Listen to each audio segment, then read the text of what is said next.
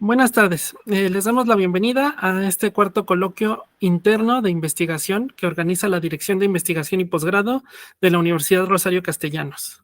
Mi nombre es Sergio Sadot Sánchez Segura y seré el moderador de esta mesa, que se titula Energía y Eficiencia, perteneciente al programa de la Maestría en Cambio Climático y Biodiversidad. Esta mesa estará conformada por dos docentes comentaristas, a los cuales tengo el honor de presentar.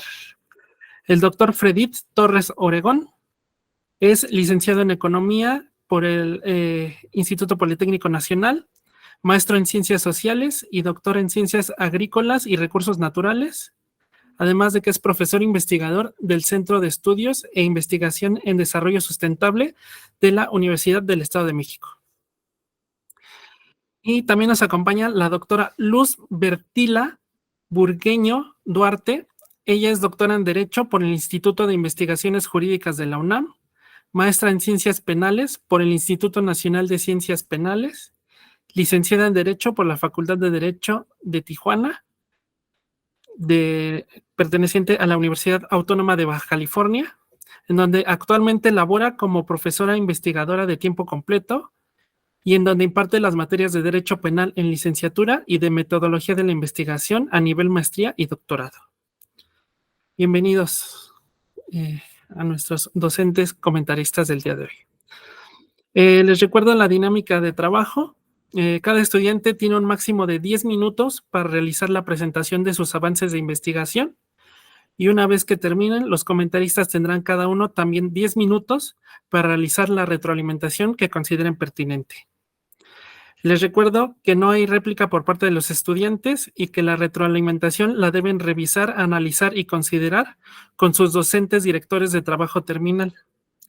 Y bueno, damos inicio a esta mesa con la presentación de Luis Daniel Esquivel Reynoso, quien es estudiante de segundo semestre, y él presenta su trabajo titulado Conformación de eslabonamientos productivos que conllevan al desarrollo sustentable. Estudio de caso del Valle de México.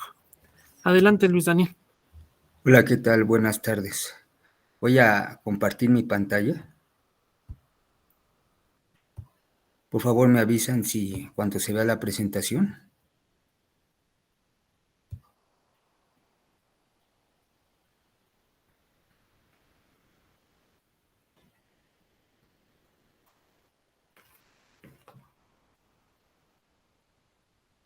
¿Sí ya se ve la presentación? Disculpen.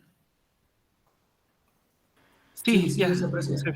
Muchas gracias. Bueno, el título de la tesis que voy a realizar en esta universidad se llama Conformación de eslabonamientos productivos que conllevan al desarrollo sostenido. Es un estudio de caso que se aplica al Valle de México para el año 2019. Y bueno, el planteamiento del problema es que durante 2 siglos el capitalismo industrial ha terminado con el medio ambiente, lo ha puesto en riesgo. También la energía no renovable está en riesgo de terminarse y hay un bajo crecimiento, al menos durante el modelo neoliberal. La pobreza multidimensional entre la población oscila entre el 50% y hay una desigualdad muy prominente en el ingreso de las personas.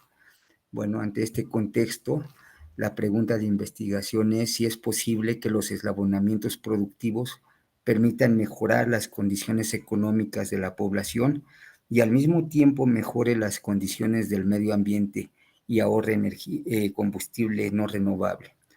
Bueno, se plantean dos hipótesis. La primera establece que si al minimizar las distancias que hay entre los consumidores y los productores de insumo, es posible reducir las emisiones contaminantes y hacer más eficiente la energía no renovable. Y la hipótesis 2 es si al hacer más complejos los eslabonamientos productivos, se puede mejorar las condiciones de vida de la población. Bueno, se habla mucho de desarrollo sostenido, particularmente en organismos internacionales se habla mucho de los objetivos de desarrollo sostenido, pero al final, analizándolos, vemos que entran dentro de los parámetros del modelo neoliberal. También se pueden encontrar estudios muy segmentados que no fusionan los problemas de ambas problemáticas. Es decir, podemos encontrar estudios que analizan el desarrollo económico, pero no analizan los problemas ambientales y viceversa. Ante la relevancia de este tema, por lo dicho anteriormente, pues podemos encontrar una serie de libros que tienen como propósito vislumbrar y analizar teorías de desarrollo regional, pero como ya dije, no incorporan problemas ambientales. Está la teoría de polos de desarrollo que incorpora el tema de eslabonamientos, pero igual no conlleva a analizar problemas ambientales.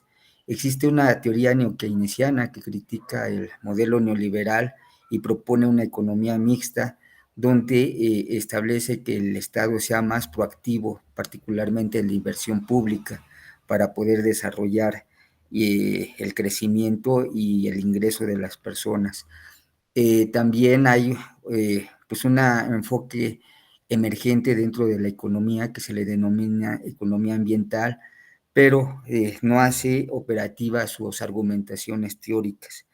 También hay una cosmovisión dentro de economía que se llama complejidad económica, que estudia los eslabonamientos productivos, pero lo hace bajo el paradigma neoliberal.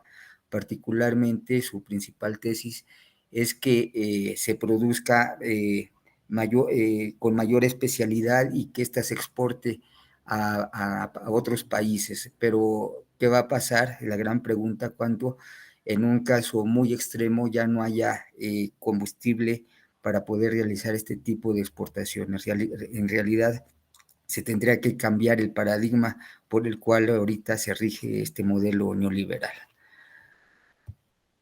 Bueno, pues los objetivos de la investigación pues es generar y analizar diversos escenarios donde los eslabonamientos productivos permitan minimizar las distancias entre estos productores y consumidores de insumo, y analizar en cada escenario pues las emisiones para ver si bajan los contaminantes, para ver si hay un ahorro de energía y si hay mejoras en las condiciones de vida.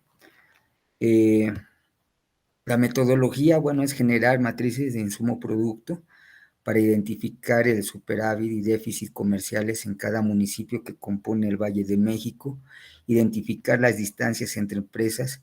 Esto es posible, estas dos cosas, porque se tiene el censo económico de 2019 y también se tiene el inventario de unidades productivas, y todos son estadística pública que se emite en el INEGI. Y ya que se tengan estas mediciones, bueno, pues el chiste es ir modelando, quitando y poniendo empresas para medir y comparar diferentes escenarios de eslabonamiento productivo y poder analizar si se mejora el bienestar de vida operacionalizada a partir del rezago social, y para ver si también disminuye la emisión de contaminantes y el ahorro de energías. Obviamente, esta investigación raya en la parte abstracta. Obviamente es un inicio para poder establecer políticas públicas que vayan en torno a una mejor, a una política industrial que me permita mejorar pues estos tres niveles de análisis, que es mejorar el bienestar de vida, disminuir las emisiones, es decir, en este caso mejorar la calidad del aire y ahorrar energía. Entre los avances de mi investigación, bueno, he realizado matrices de insumo-producto por municipio, con los municipios que integran el Valle de México. He realizado mediciones de eslabonamiento productivo a nivel municipal, y también he realizado mediciones de rezago social en los municipios. Obviamente no he hecho escenarios, simplemente con la información actual he hecho esas mediciones y se logra visualizar que hay pues un componente importante en la correlación de ambos. Es una correlación negativa, inversa, pero fuerte, alrededor del 0.77%, en donde podemos visualizar en esta gráfica que a medida que disminuye el rezago social, también aumenta la complejidad económica de las redes productivas. Y pues bueno, a partir de este es un pequeño avance, literalmente se tienen que hacer estas mediciones comparativas en distintos escenarios y también evaluar la parte de contaminación del medio ambiente, la calidad del aire y particularmente ver si existe un ahorro de energía, tratando de generar una política en donde las distancias entre consumidores y productores tiendan a disminuir. Entre la bibliografía empleada, bueno, pues son ejemplos donde se ha visto teorías de regionalización, particularmente sobre la localización industrial, también sobre la complejidad económica, polos de desarrollo, y bueno, este último libro de Padilla, donde se establecen mediciones de encadenamientos productivos para tratar de identificar sectores estratégicos dentro de una área geográfica. Bueno, eso sería todo. Dejo de compartir. Muchas gracias. Muchas gracias, Daniel, por tu presentación. Y comenzamos con la ronda de retroalimentación con el doctor Fredit Torres. Por favor, doctor. Sí, muchas gracias. Antes que nada, quiero dar las gracias a los organizadores, docentes de esta universidad por darnos la oportunidad de colaborar con sus estudiantes, con ustedes mismos también, desde acá de la Universidad Autónoma del Estado de México. Entonces, pues muchas gracias por invitarnos a participar y pues lo seguiremos haciendo en la medida que ustedes nos inviten y así estén dispuestos por nosotros, pues lo hacemos con mucho gusto, entre universidades hermanas, entre universidades públicas, y bueno, pues siempre en busca de la mejoría académica de los estudiantes y alumnos. Muchas gracias. Bien, algunas de las observaciones que puedo sugerirle a Luis Daniel por su avances de trabajo que está realizando. Primero, en los antecedentes, Luis Daniel, es importante que cuando uno hace un planteamiento sobre X situación de tipo económico, político, social, se cite las fuentes. Se debe citar, si ya usted encontró información acerca de esta problemática en el Valle de México, y esta información está presente en términos de problemáticas ambientales, industriales, etcétera. Creo que hay mucha información y entonces le sugiero que cite esa información, porque si no, entonces queda ahí algo como muy suelto. Entonces no sabemos si es solamente una afirmación de usted o está respaldado en fuentes. Segundo, usted plantea la siguiente pregunta, que es la pregunta general. Dice, ¿es posible los eslabonamientos productivos permita mejorar las condiciones económicas de la población y al mismo tiempo mejore las condiciones del medio ambiente y ahorre combustible no renovable? Esta es la pregunta. Después tiene ya dos hipótesis. Aquí lo que yo le puedo sugerir es qué tipo de eslabonamientos productivos usted se refiere. Es decir, la actividad industrial es amplia, es diversa en una ciudad, en un territorio. Entonces, yo creo que aquí sería importante que usted enfatizara en qué tipo de actividad productiva se está refiriendo. Es decir, estamos hablando de sector secundario, sí, pero en qué actividad específica, porque plantearlo así de forma muy general le va a llevar mucho tiempo y no creo que le alcance para como hacer un análisis muy general de las actividades productivas que se desarrollan, todas las actividades productivas que se desarrollan en el Valle de México, ¿sí? Segundo, creo que falta claridad en la parte de estas hipótesis que usted se plantea. Es decir, quisiera entender cuál es la preocupación o la tesis central que usted maneja en el trabajo. Es decir, usted está planteando que los eslabonamientos de una cadena productiva con otra, ¿sí? Si se eficientan estos eslabonamientos en estas vamos a llamar dos industrias, eso podría mejorar la calidad del aire, el medio ambiente, ¿sí? Y el ahorro de combustible en un territorio determinado. ¿Es así como usted lo está planteando? ¿Es lo que usted quiere saber? ¿Sí? Entonces, se lo comento para que usted lo reflexione con sus profesores, ¿sí? Usted mismo, si esto es así, ¿sí? Es decir, si está planteando que estos eslabonamientos, ¿en qué sentido? Es decir, estos eslabonamientos tienen que ver con un ahorro energético, tienen que ver con procesos novedosos en la producción o en la recepción de insumos, o en qué forma usted estaría pensando que estos eslabonamientos productivos pueden mejorar, ¿sí? Tanto la capacidad productiva de esa industria, ¿sí? Y al mismo tiempo sus efectos menos contaminantes en el Valle de México. Entonces, creo que es importante que ahí usted lo reflexione, ¿sí? Para ver si por ahí es la preocupación que usted tiene acerca de esta problemática, ¿sí? Tercero, en el caso del marco conceptual que usted plantea, las teorías del desarrollo, de alguna forma, son teorías que se plantearon en la década de los 50 del siglo pasado, donde principalmente la variable más importante, ¿sí? Era precisamente la industrialización y la innovación tecnológica. Entonces, plantéese usted o reflexione si esta teoría del desarrollo todavía es vigente para una zona conurbada tan importante como es el Valle de México, con múltiples problemas de carácter ambiental, social, político, etcétera, etcétera, si todavía esta teoría del desarrollo es vigente.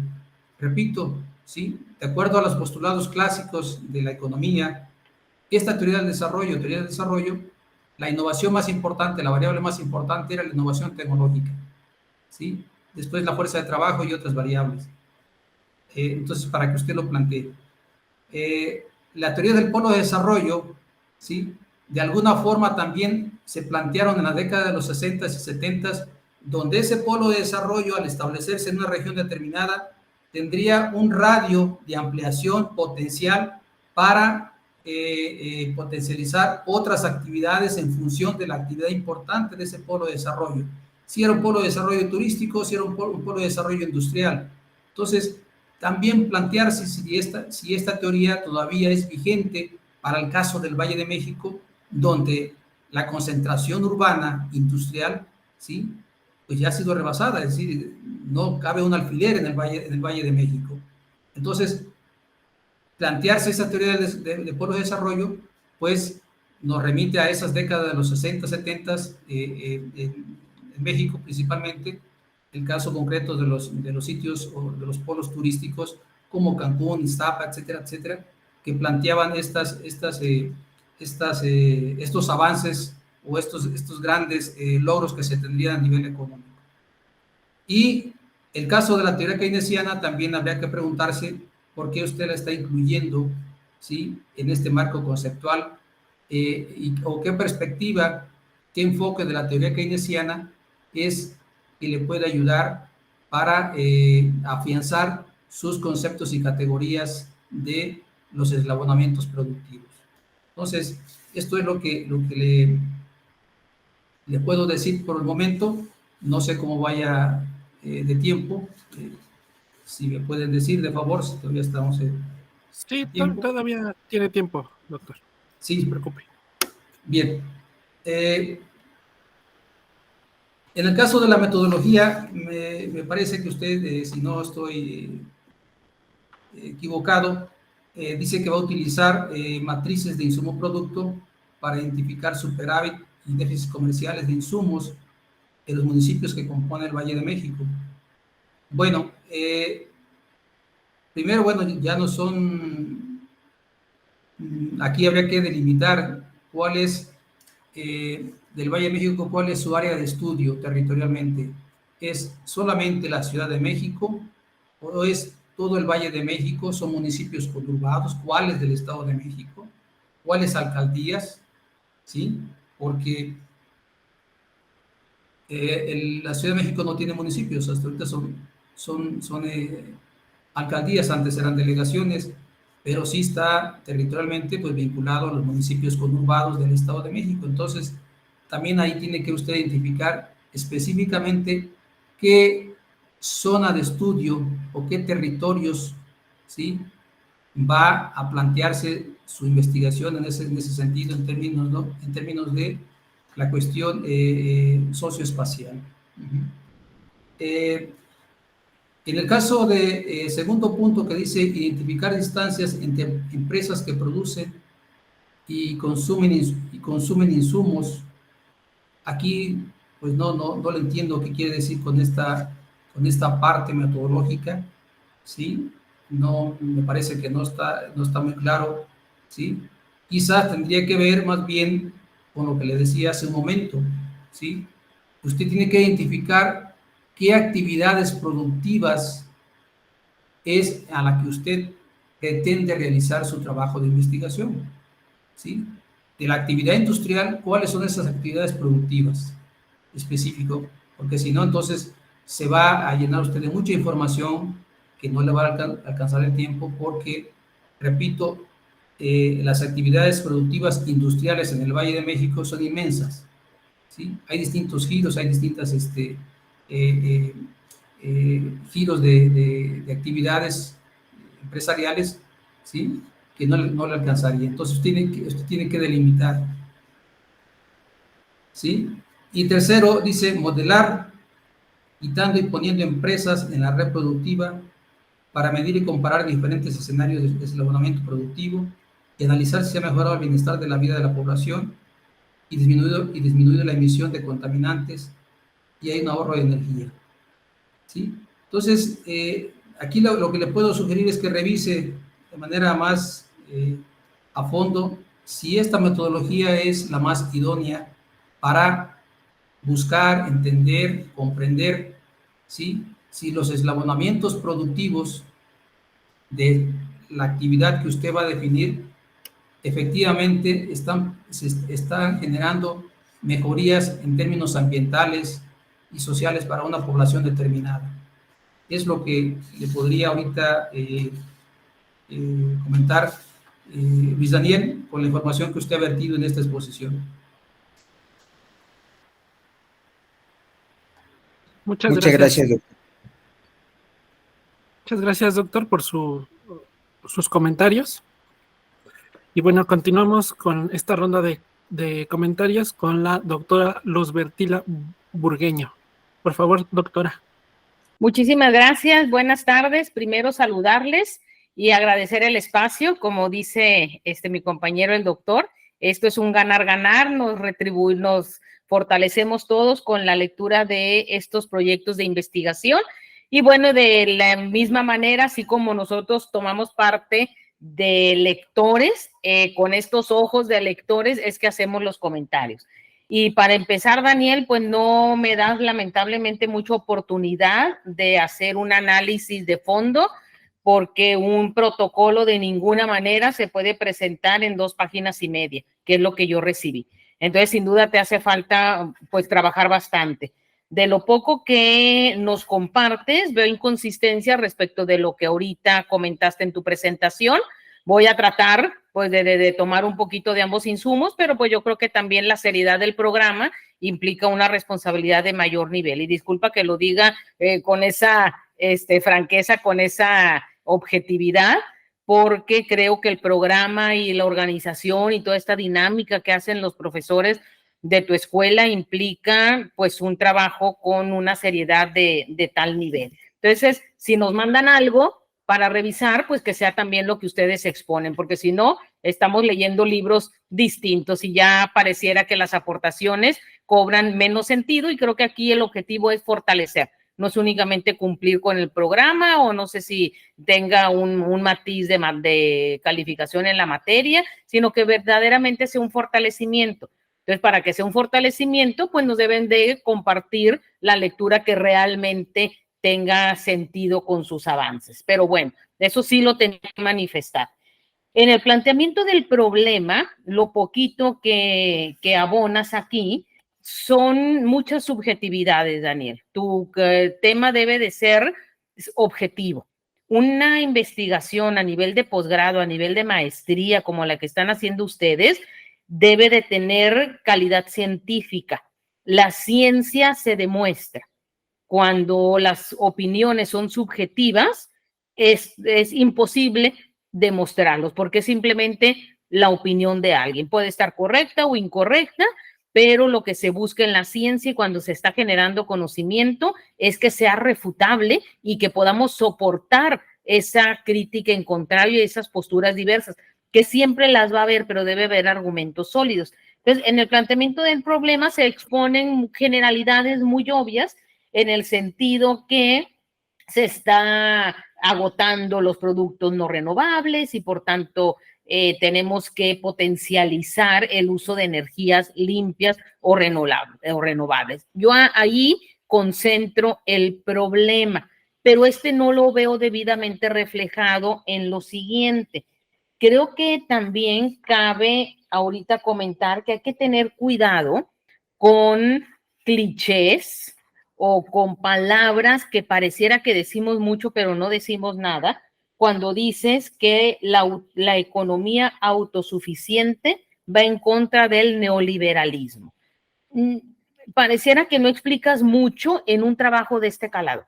Lo puedes comentar en alguna charla de otro nivel, pero aquí lo debes de sustentar con argumentos, con narrativa de fondo, porque son generalidades muy peligrosas. Yo me atrevería a decir que no todas las economías autosuficientes, o qué entiendes por neoliberalismo, en fin, hay que tener mucho cuidado porque estas subjetividades ya le restan valor a tu trabajo. La pregunta de investigación es errónea. Una pregunta científica nunca va a ser una pregunta cerrada. ¿Qué es una pregunta cerrada? Es aquella que se responde con un sí o un no. Esa es tu pregunta. Tú dices, ¿es posible que la complejidad económica, etcétera, etcétera? Si dices sí es posible, o si respondes no es posible, ya con eso se agota tu investigación.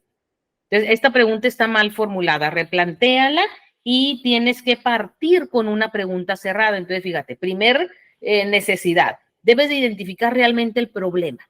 ¿Qué te interesa investigar? La falta de uso de energías limpias. Entonces, que en eso se centre toda tu problematización y tu análisis. Segundo, debes de corregir tu pregunta de investigación. Continúo con la página 2. Nos planteas una hipótesis que no coincide con lo que nos compartiste ahorita. Sin embargo, extraje un poquito las unidades de análisis, que no las defines tú, yo las tuve que deducir, lo cual en un protocolo de investigación deben de estar debidamente definidas por el estudiante, no por quien las lee. Parecería que las unidades de análisis son minimizar los contaminantes, en búsqueda, me imagino, de estas energías limpias, y el eslabonamiento productivo. Parecería que esas son las dos variables, pero lo tienes que definir así. Tu hipótesis también es incorrecta porque no es consistente con la pregunta de investigación. Estás utilizando factores y elementos distintos. Tú debes de identificar, una vez que tengas bien definido el problema, cualquier problema puede ser visto de distintos puntos de vista. Un licenciado en Derecho, que es mi caso, va a identificar un enfoque.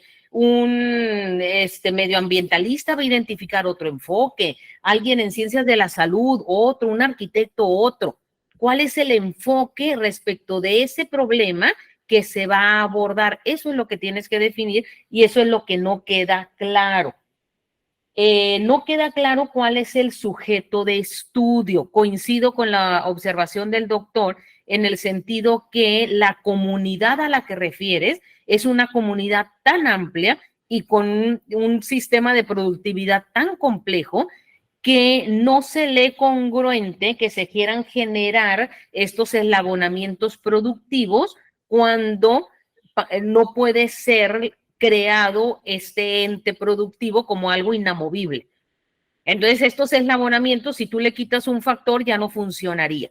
Es tan complejo el hablar del todo que sin duda se tiene que delimitar. Y qué productividad agrícola, de servicios, en fin, tú tendrás más ese dato. No es mi área del conocimiento, pero de la lectura obviamente me surgen muchísimas dudas. Entonces, sí te falta definir el sujeto de estudio para tener un margen de análisis y por ende de influencia más delimitado. En la presentación, en cuanto al marco de referencia, sí es de extrañar que yo también leo muy anclado en el pasado tu propuesta. Parecería que se está resolviendo una dinámica de autosustentabilidad ya superada, y no necesariamente superada por estas grandes industrias, obviamente, sino por mucha tecnología, por mucho comercio que se ha vuelto sustentable, y yo no veo nada de eso. Veo una bibliografía muy, muy pobre para un posgrado, en donde solamente 2 textos son del 2022. De los otros 2, 3 que presenta son mayores de 10 años. Las referencias bibliográficas para una maestría se sugieren que no tengan una antigüedad mayor a 10 años. ¿Por qué? Precisamente porque tú debes de partir del conocimiento último. El estado de la cuestión implica tomarle una fotografía al problema que estás investigando. ¿Qué situación guarda el problema hoy en día? No hace 60 años. Hoy en día, ¿qué situación guarda? ¿Quién lo investiga? ¿Cuáles son las voces a favor? ¿Cuáles son las voces en contra? A partir de lo que hay, es que tú te propones generar nuevos análisis, nuevos hallazgos, nuevo conocimiento. Si no conoces la literatura actual, entonces vas a estar investigando algo que ya está superado y nada más se va a perder el tiempo. Tienes que actualizar esta bibliografía para partir del conocimiento que se tiene en el tema hoy en día, y de ahí obviamente ya tener un análisis más detallado. En la metodología, igual en esa duda caigo, nada más dejo la observación. En el escrito dices que harás un estudio de caso, es lo único que se pone como metodología, y ahí mi pregunta sería, ¿cómo es posible que una sola herramienta de recolección de datos pueda ser toda la metodología de un trabajo terminal de investigación? Entonces yo también te invito a reflexionar sobre lo que planteas aquí. Sin embargo, en la presentación igual haces uso de 3 indicadores, que son estas matrices: identificar las distancias entre empresas, que no sé si realmente pues vas a ir a medir como metros o kilómetros, no sé qué empresas, dicen entre las que producen y consumen. Entonces, esto es demasiado, más allá que ambicioso, indeterminado. No sabemos a qué te refieres y no va a cobrar el mismo sentido hablar de una u otro tipo de empresa. ¿Sí? No es la misma la producción del tomate que el que corta el cabello, que la empresa quizá que tiene que manufacturar cajas de cartón, en fin. Entonces, sí hay necesidad, por supuesto, de acotar el sujeto de estudio. Y por último, el objeto. El objeto no lo tengo yo aquí en el texto, lo leí hasta ahorita que lo presentas, y está planteado de manera errónea también porque pones 2 verbos. El objetivo debe tener un solo verbo. Tú aquí pones generar y analizar diversos escenarios donde los eslabonamientos, y ya no alcancé a apuntar todo porque nada más lo vi en tu presentación, pero de entrada debes de elegir un solo verbo. El verbo que consideres que te va a permitir moverte de manera cómoda y lo suficientemente amplia en tu investigación. Segundo, aunque soy reiterativa, pero en cuanto al objetivo, ser preciso, porque dices diversos escenarios. ¿Cuáles escenarios?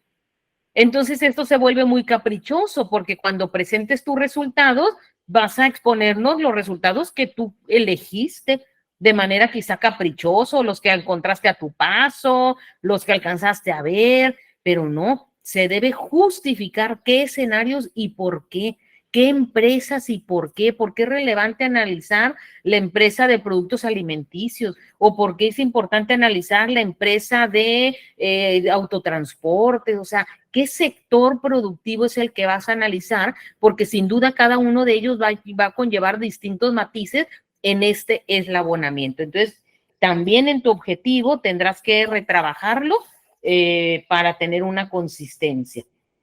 En la presentación, igual, aunque no está aquí, hablas de algunos avances de la investigación, pero lo poco que yo escuché tampoco le encuentro sustento objetivo.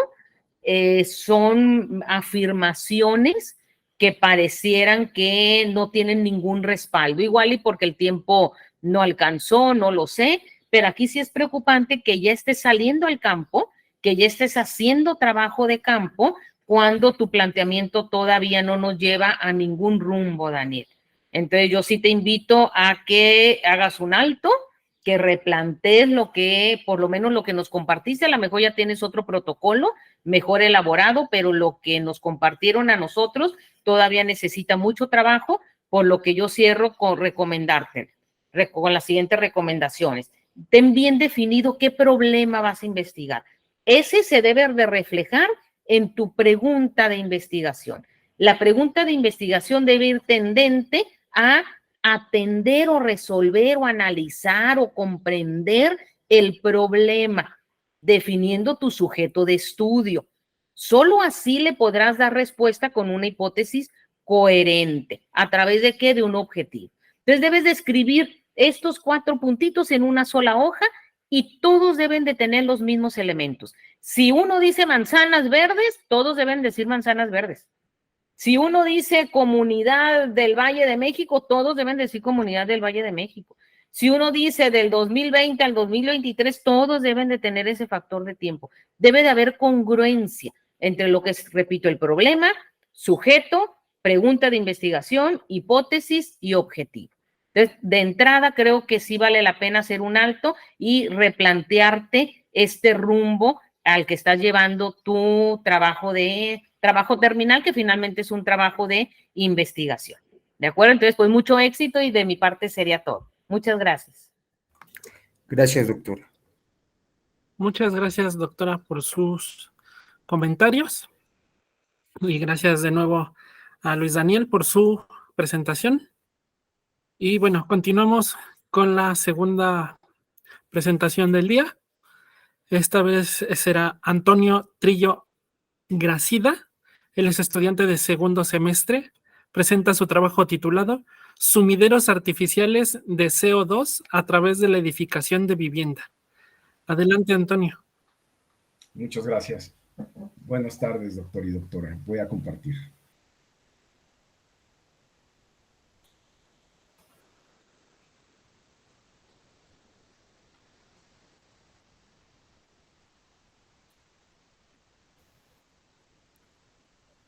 Ya se ve. Ya se ve, muchas gracias. Voy a ver si corre en esta presentación, espero que sí. Bueno, el caso de estudio que estoy presentando es la construcción de sumideros o vertederos artificiales de dióxido de carbono a través de la edificación de la vivienda. Mi profesión, soy arquitecto, vengo construyendo desde hace 25 años en diferentes partes de México. Voy a empezar a definir lo que es un sumidero. Para el marco conceptual del cambio climático, un sumidero de gases de efecto invernadero es cualquier proceso, actividad o mecanismo que se elimina de la atmósfera. Uno de estos gases, uno de sus precursores, o bien un aerosol, pero lo más importante es que tiene que quedar almacenado. ¿Sí cambió, perdón? No cambió. ¿No cambió? No ha cambiado. Ya. A ver, ya lo reduje así. En mi planteamiento, el 39% de las emisiones de los gases de efecto invernadero los produce el sector de la construcción. Esto lo dice el Colegio Mexicano de Ingenieros Civiles AC en el 2018. En la grafiquita que tengo aquí es la ruta de los materiales de construcción en México. Todos empiezan por una extracción de materia prima, ya sea de tala de bosques, ya sea de extracción a cielo abierto, grava, arena, cobre, hierro, acero. Y ahí son transportados por camiones a las diferentes maquilas o fábricas de materiales. Una vez que se producen, nuevamente son transportados hacia las tiendas destino y de ahí nuevamente son transportados hacia el punto de la construcción. Ya de ahí, bueno, el edificio puede tener un funcionamiento de 20 años, 25 años, 80 años. Posteriormente va a la demolición y aquí en México, de acuerdo a los usos, pues no hay todavía una recuperación de esos materiales, se quedan ahí. Mi pregunta de investigación es, al generar el método constructivo del tapial, usando una mezcla de arcilla, hidróxido de calcio, arena, fibras de poliéster, apisonada con compactadora neumática, ¿se reducirá la emisión de dióxido de carbono? Si es así, ¿en qué porcentaje? Y traigo otra ahí, esta construcción servirá de sumidero de dióxido de carbono. Si es así, ¿en qué cantidad disminuirán las toneladas de dióxido de carbono? Obviamente en la atmósfera. El objeto de estudio es la emisión, reducción o captura de dióxido de carbono que generará la construcción del prototipo de la vivienda sustentable con la técnica de tapial. Lo voy a hacer en dos zonas. Uno es en La Soledad, que es municipio del Carmen Tequexquitla, en el estado de Tlaxcala, y el otro en la alcaldía Álvaro Obregón, en la colonia Olivar de los Padres. Aquí en la Ciudad de México, este punto está a 5 cuadras del segundo piso. Mi hipótesis. En la hipótesis se espera absorber 3.415.57 toneladas de dióxido de carbono a través de una vivienda sustentable de 60 metros cuadrados, que la misma se usará como sumidero de dióxido de carbono. Esta vivienda igual va a ser construida con la técnica de tapial, utilizando el mortero diseñado que es de arcilla, fibras de poliéster, hidróxido de calcio y arena limosa en algunas partes, empleando como herramienta de compactación una compactadora neumática para darle pisón, donde se emplearán 31.26 metros cúbicos de esta mezcla. Mi justificación. En los próximos 26 años se requerirán un mínimo de 20 millones de viviendas básicas de 60 metros cuadrados. Esto nos lo dice la investigadora Sara Toppelson en el estado actual de la vivienda del 2022 en su reporte a la Secretaría de Desarrollo Social. Como podemos ver aquí en la gráfica de vivienda construida y la vivienda proyectada, hacia las décadas de los 90 en México solamente existían 16.183.000 viviendas. Para el 2020 se duplicó un poquito más y un poquito más. Estábamos hablando de 35.219.000 viviendas. Y para el 2050, pues se nos dice que hay una deuda o hay un déficit o un requerimiento de un mínimo de 20 millones de viviendas. Otros autores hablan que pueden irse hasta 40 millones de viviendas. La proyección que yo le estoy haciendo es en el escalón básico. Y nada más acoto aquí, una emisión por vivienda de gases de efecto invernadero, dióxido de carbono, estamos hablando que son 8.48 toneladas de este gas, o el equivalente. Aquí para tener una idea y poder visualizar cuánto es una tonelada de dióxido de carbono, pues una tonelada de dióxido de carbono en la atmósfera son 509.400 litros. Esto es, si lo entambáramos en tanques Rotoplas, son 509 tanques. Y si lo queremos ver en una tonelada en una alberca, para dimensionarlo más fácil, sería una alberca de 10 metros de ancho, 25 de largo por 2 de alto. A lo que llego es que cada casita va a emitir a la atmósfera 8.48 albercas de este tipo. El objetivo principal es generar sumideros artificiales de gases de efecto invernadero, a través de la construcción de la vivienda sustentable con la técnica de muros de tapial, un mortero de arcilla, hidróxido de calcio, fibras de poliéster y arena. El hidróxido de calcio, les pongo en contexto, es lo que comúnmente se compra como calidra en las tiendas de materiales. Voy a construir estas dos casas muestra en el periodo, comienzo en agosto del 2023 y termino en agosto del 2024. Tanto en la Ciudad de México como en el estado de Tlaxcala. Mis objetivos específicos, pues bueno, tengo que generar las tablas, la relación mezcla arcilla, arena limosa, porcentaje de cal empleada en la construcción de la vivienda, de acuerdo a la zona para obtener la máxima captación de CO2 con la técnica propuesta. ¿Por qué de acuerdo a la zona? En una zona rural más o menos limpia, tenemos la presencia de dióxido de carbono en un 0.01%, versus en un área urbana tenemos la presencia de dióxido de carbono en un 0.07%. El otro objetivo específico es medir la absorción de dióxido de carbono que se llevará a cabo en la reacción química del fraguado del mortero, usando el método para la carbonatación del hidróxido de calcio, ya que el hidróxido de calcio formado se puede convertir en bicarbonato de calcio o carbonato de calcio si se expone al dióxido de carbono. La metodología. De acuerdo a Sampeiri, el enfoque de la investigación es cuantitativa y de intervención en la Ciudad de México y Tlaxcala. Voy a utilizar 3 metodologías. La primera es modelo de cuantificación de las emisiones de dióxido de carbono equivalente, de la doctora arquitecta Mercader, del 2008, pero sigue vigente. La siguiente es una norma mexicana, que es del análisis del agua, determinación de acidez y alcalinidad de aguas naturales, residuales y residuales tratadas. Esto es para poder medir la carbonatación. Y tercero, la metodología para el cálculo de emisiones de gases de efecto invernadero del Estado de México, que es el que se utiliza para el cobro. Esta última es por toda la maquinaria que yo tengo que involucrar en la construcción de estas casitas, de estos sumideros, también la tengo que cuantificar para que entren positivos y pueda obtener ya el balance completo de mi emisión. A la pregunta de cómo lo pienso documentar, pues los instrumentos que voy a utilizar es la bitácora, reportes y tablas. Y aquí más o menos expongo, por el método de la carbonatación del hidróxido de calcio, se calcula la captación de dióxido de carbono. Tenemos en la primera fórmula, la primera molécula es una molécula de hidróxido de calcio, que vendría siendo la calidra. El dióxido de carbono que está ahorita orbitando en la atmósfera, y una vez que se mezcla y se compacta, por eso utilizo una compactadora para ejercer una presión de 120 libras sobre pulgada, se genera el calor suficiente para que venga el enlace y se produzca el carbonato de calcio y obviamente un excedente que se va en agua. Aquí se pretende tratar con cada 100 gramos de mezcla 152 metros cúbicos de aire de la atmósfera, considerando que existe una concentración del 0.01% de este gas, que esto sería en la zona rural. ¿Qué me falta y qué es lo que viene? Pues complementar el estado del arte, construir el marco teórico, así como la factibilidad para la construcción de los vertederos o viviendas. Tengo que hacer ensayos en laboratorio de los núcleos, muestras cilíndricas para el análisis del carbono de calcio.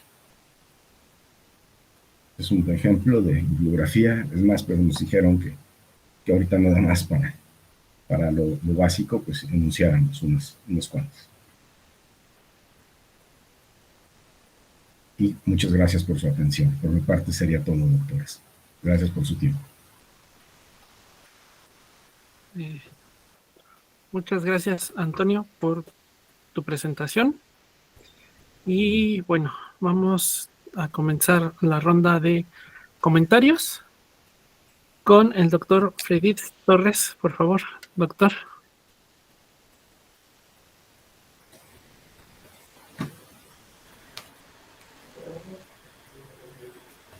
Sí, muchas gracias.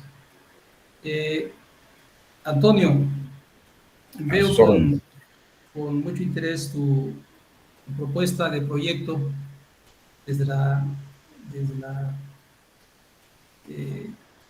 arquitectura, desde esta especialidad o disciplina.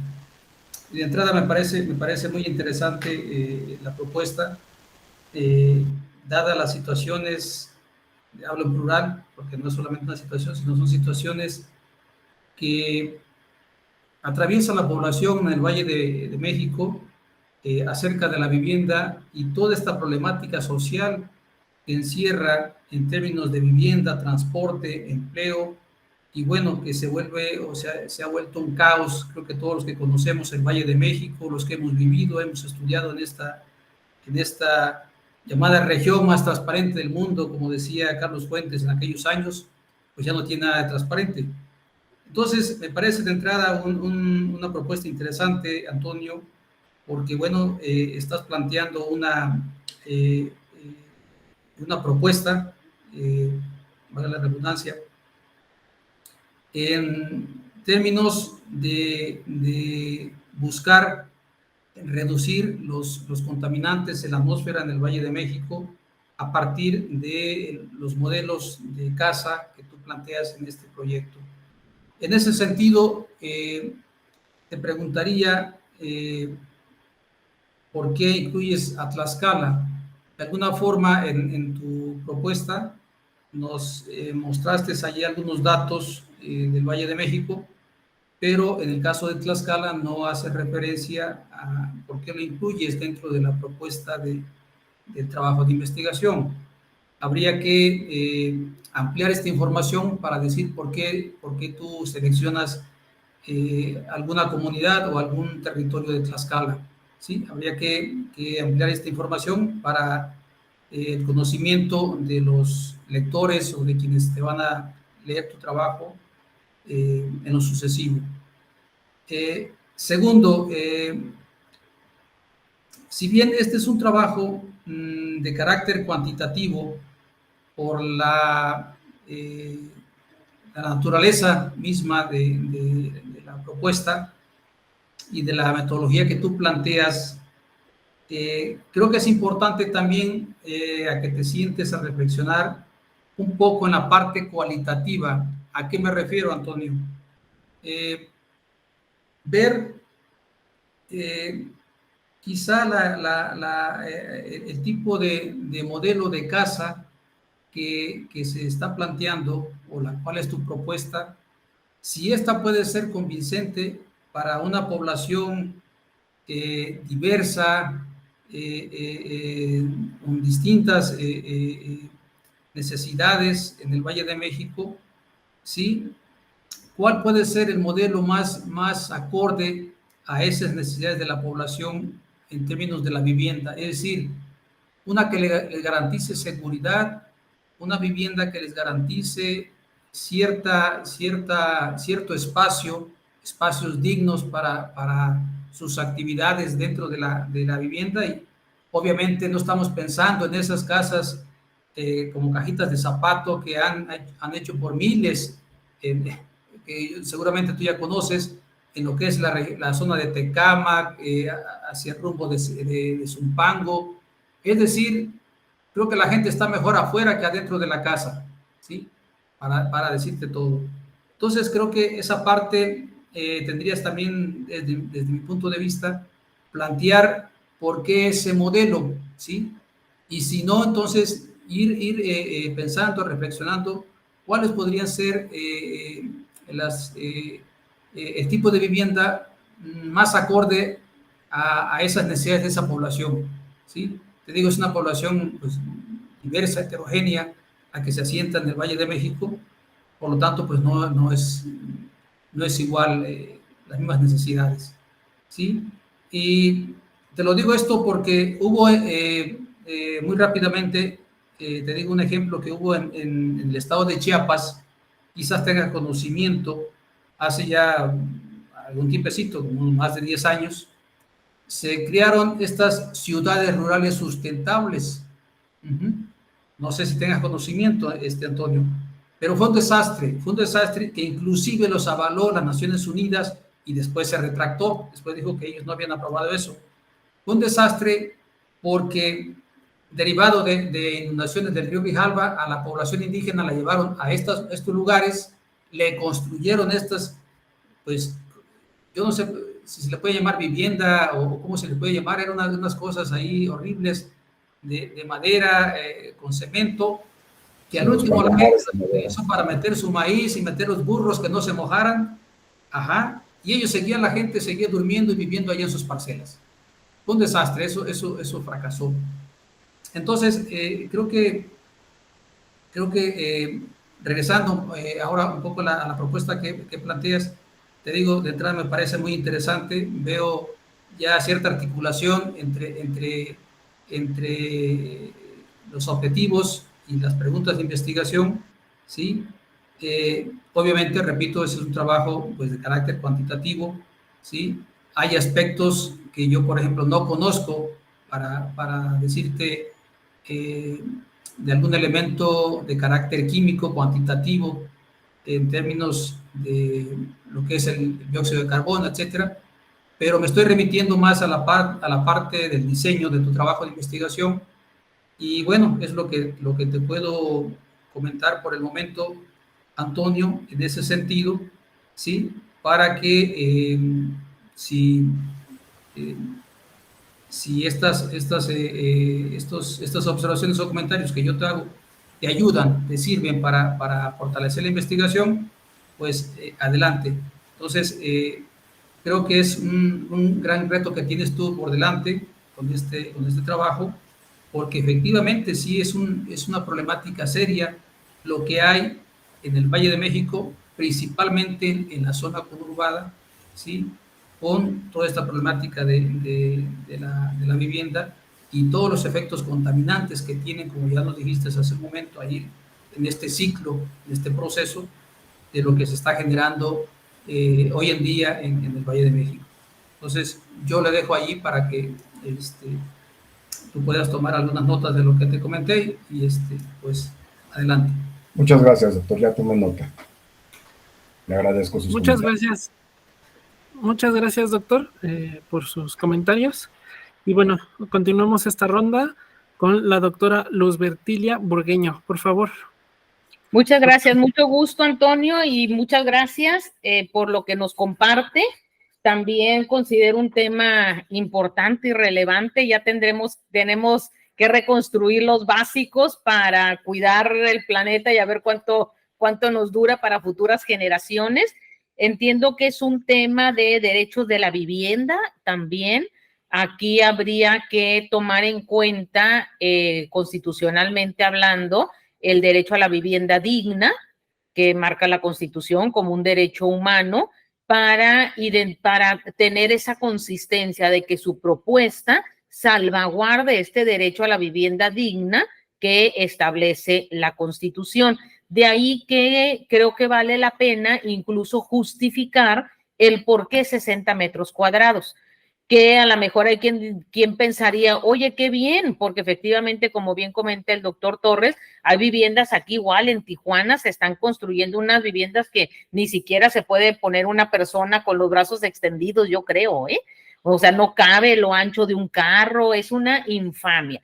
Entonces, obviamente, los 60 metros cuadrados supera esta indignación que hemos visto en la construcción de la vivienda, pero creo que vale la pena justificar por qué 60 metros cuadrados. Por lo mismo, las propuestas deben de tener un sustento y que no se lean como caprichosas. Yo no dudo que usted tendrá su porqué, pero lo debe de exponer, porque por lo menos en el documento que yo recibo no identifico ello, entonces deberá justificarse, ¿de acuerdo? Obviamente será quizá una valoración de costos, usted habla de una vivienda de interés social. Entonces, bueno, ahí ya está acotando, no es una casa de 3 pisos, es una casa modesta, pero aún así yo le sugiero identificar esos parámetros de vivienda digna para que tenga ese matiz de salvaguarda de el derecho humano a la vivienda. A mí me gusta mucho cómo nos va llevando en esta contextualización, en esta problematización del tema, en donde claro que en un protocolo o proyecto de investigación no ocupamos 30 páginas de estado de la cuestión, pero sí ocupamos las suficientes que nos permitan poner el dedo en la llaga. Entonces creo que usted lo logra. Me gusta que en algunas partes de su documento establece puntos que usted sabe que existen, pero dice, eso no es materia ahorita de la investigación. Entonces, maneja datos importantes como la construcción de la vivienda en México, cómo se duplicó, los números que arrojó el tema de casas deshabitadas. Entonces, eso es importante porque el problema no lo podemos analizar de manera aislada. No podemos ser lineales a solamente atender el enfoque que a mí me interesa. No, un problema es multidisciplinario. en la medida que identificamos esos distintos factores, podemos darle más sustento al que nosotros queremos abordar. Y decir, sí, es cierto, hay otras problemáticas, pero esa no es la que estoy abordando. ¿Y por qué estoy abordando la que yo elegí? Por estos motivos. Y tendremos motivos, pero que no nos sorprendan cuando al rato nos digan, oye, pero el problema que tú estás atendiendo más bien se refiere a casas deshabitadas, casas desocupadas, el problema que está generando a la banca tanta casa en cuestión hipoteca. Entonces, el no desconocerlo nos da un plus, porque decimos, sí, claro, entiendo, conozco esta problemática, pero ahorita no es mi tema. Y quizá incide en ciertos puntos, pero no lo ignoro, vaya. Entonces, eso es muy importante porque nos permite conocer la globalidad. Ya en su propuesta, ya entrando ahorita un poquito al detalle más fino, yo tenía varias dudas, dije, pero ¿cómo va a construir un estudiante, va a construir una casa? ¿Con qué dinero, no? Entonces, bueno, creo que eso ya está solventado, eran inquietudes que yo tenía. Dije, irá a construir, pero entiendo que su propósito sí es construir. Obviamente ya tiene superado la factibilidad de ello, pero sí tener en cuenta los tiempos, porque por aquí dice que la investigación se hará a partir de este mes de julio, por lo menos en lo que yo tengo, y mi pregunta es, pues, tener cuidado con los tiempos, porque pareciera con lo que aquí me expone, que ya hubiera estado construida la vivienda y usted ya está en ese proceso de observación. Siempre somos como muy románticos cuando empezamos a escribir nuestro protocolo de investigación y creemos que nos va a alcanzar mucho 2 años y nada más tener cuidado porque vuela el tiempo y si no nos da para obtener porque su tema se centra en esta observación después de construir. Entonces, ahí nada más me genera un poco de preocupación que usted esté muy, muy consciente de los tiempos. Yo no vi aquí en el documento que nos hicieron llegar las preguntas de investigación, Antonio, pero las leí ahorita en su presentación. Y yo igual como le dije a su compañero, yo lo invito a que las replantee, porque ambas son preguntas cerradas. Ambas, si usted las lee, se pueden responder con un sí o con un no. Entonces, eso no se puede permitir en una investigación científica. Con lo mismo, pero replantéela, de tal forma que le dé pie a usted a evidentemente hacer toda una respuesta con los resultados de su investigación, que no sea una pregunta cerrada. Cuando usted plantea el problema de investigación, aquí en el texto que tengo, y que después pareciera que es el objetivo, no queda claro. Entonces creo que también debe darle mucha claridad a su documento y poner así subtítulos. Planteamiento del problema, otro subtítulo, objetivo. O sea, que no lo tengamos que andar como escarbando y adivinando, ¿sale? Que esté muy, muy clarito. En el objetivo parecería que es crear esta vivienda que funcione como vertedero con esta capacidad de absorción, ¿no? Del CO2 que usted comenta.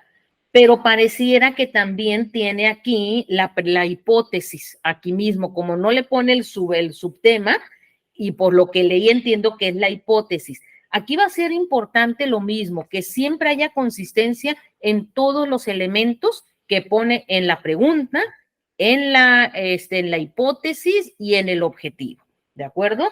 Igual, usted habla de los 60 metros que ya comenté, lo debe de justificar. Parecería, porque fíjese, usted en el problema de investigación me pone crear una vivienda que funcione. Ese no es el problema. Ese, entiendo, es el objetivo. Quizá el problema más bien es cómo eficientar estos vertederos a través de la construcción de una vivienda, ¿no? O sea, cómo estos vertederos, yo puse, sería quizá que el CO2 emanado de los desechos de la construcción no se están reutilizando y se está perdiendo ahí una oportunidad de generar un beneficio al medio ambiente. Entonces, hay que identificar, no confundir el problema con la solución, porque pareciera que lo tenemos a la inversa. Tener muy en cuenta ahorita, conforme usted nos lo presenta, parecería, obviamente, que usted lo tiene muy claro. Cuando yo lo leí, dije, ¿y cómo se va a comprobar esto? Entonces, entiendo que ya hay sus insumos de medición, porque la hipótesis la tiene que comprobar. Entonces, ya me quedó claro con lo que vimos de su presentación.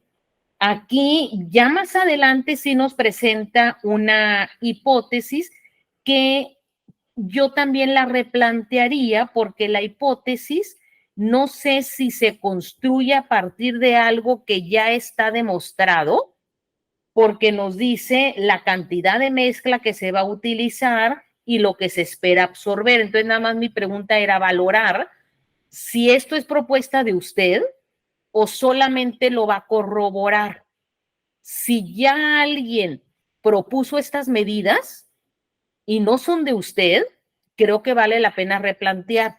Y la hipótesis sería corroborar que esta construcción nos genere esta absorción de CO2. No sé si me doy a entender, porque aquí parecería que estos números y esta absorción, si usted ya lo identificó porque son números que usted extrajo. Entonces, nada más usted evalúelo. Si es un hallazgo de usted, está bien. Si es hallazgo de alguien más, creo que más bien su investigación, ya con este ejercicio práctico, está más bien tendente a comprobar o corroborar estos números, ¿sale? Entonces usted identifíquelo. Creo que aquí falta, pero no sé si va a ser parte de su investigación, ponderar los costos.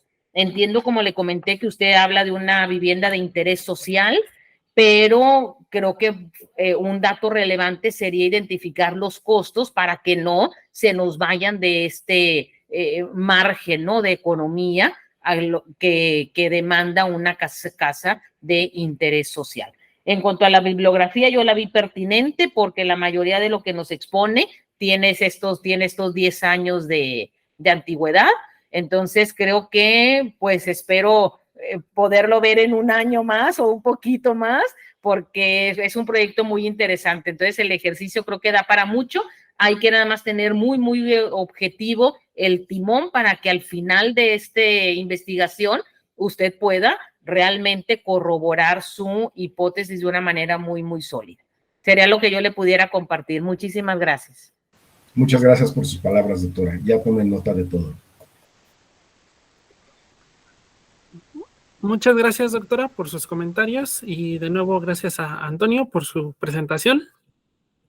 Y continuamos con la última presentación del día. Presenta Germán Medina Hernández. Él es estudiante de segundo semestre y presenta su trabajo titulado Panorama Global de la Energía Eléctrica en México. Adelante, Germán. ¿Qué tal? Muchas gracias. Buena tarde.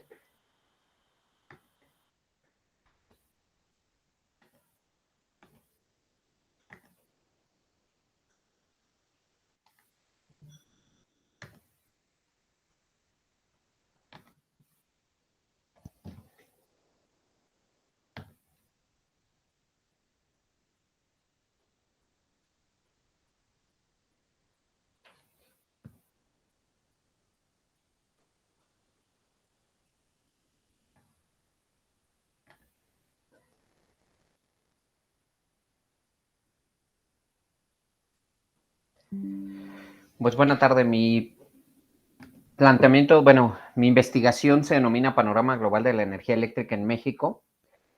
Tenemos una introducción, antecedentes, planteamiento del problema, justificación, una hipótesis y objetivos, la metodología a ocupar y los resultados que esperamos obtener al término de la investigación. Como introducción, tenemos el panorama real que tiene el gobierno de México referente a la generación de la energía eléctrica.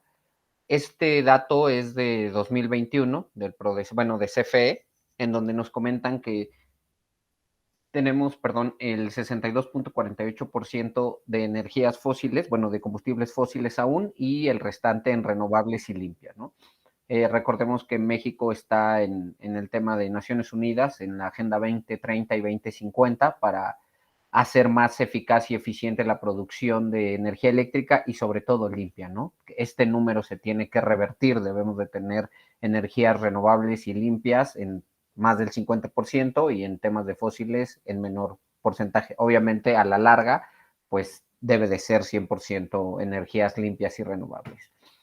Antecedentes tomamos 2018 de Prodecen. ¿Por qué 2018?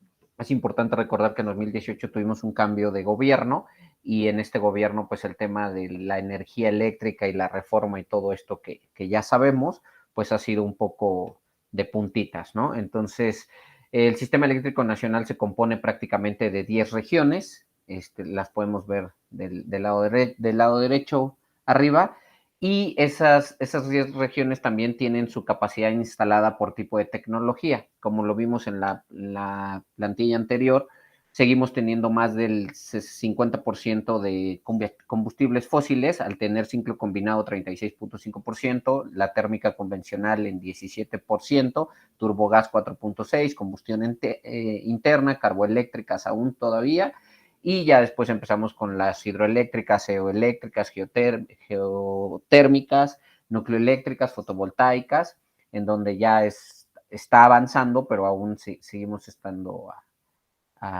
atrasados en esa parte, por así decirlo, ¿no? ¿Por qué 2018 otra vez? Volvemos a lo mismo, es tema de corte de caja, cambio de gobierno, y además porque en ese punto, en 2018, la CFE tenía la mayor producción de energía eléctrica, a diferencia de los productores independientes de energía. Llámense todos los permisionarios que tienen capacidad de producir energía para venderla, para autogenerar, etcétera. Pero para 2018 todavía CFE tenía la autonomía de más del 50% de la producción en México, ¿no? Teníamos aproximadamente 70,000 megas de capacidad instalada, en donde realmente capacidad efectiva eran 50,000 megas en estas 71 centrales hidroeléctricas térmicas, y de estas 71 centrales, pues 43 eran de los productores independientes de energía, ¿no? Entonces, ¿cómo la CFE con menos centrales producía más energía? Quedémonos con este dato para ir en el último punto a los resultados.